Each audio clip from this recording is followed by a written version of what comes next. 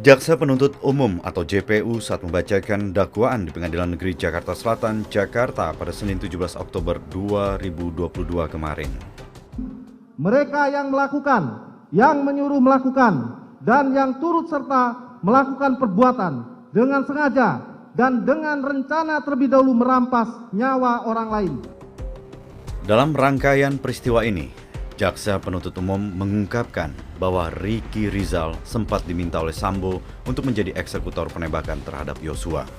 Namun permintaan itu ditolak karena Ricky merasa tak kuat mental.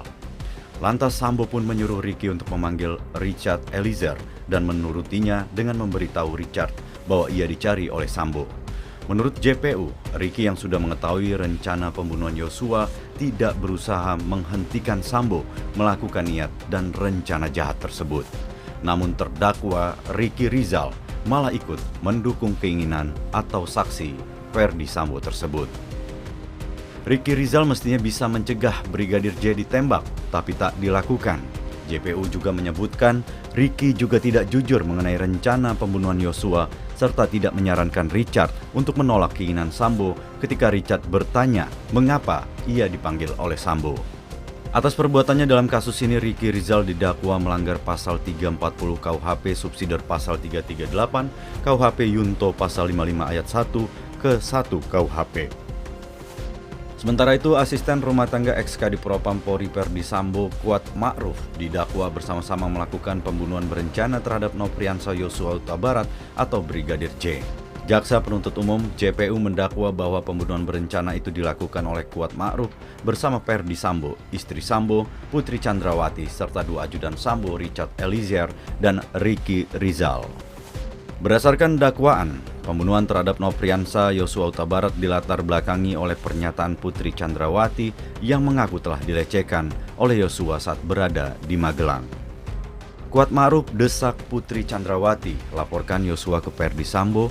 Pengakuan itu lantas membuat Ferdi Sambo marah hingga akhirnya menyusun strategi untuk membunuh Yosua. Dalam rangkaian peristiwa ini, jaksa juga menyebut bahwa terdakwa Kuat Ma'ruf berperan mendesak Putri untuk melapor kepada Ferdi Sambo mengenai apa yang dilakukan Yosua di Magelang.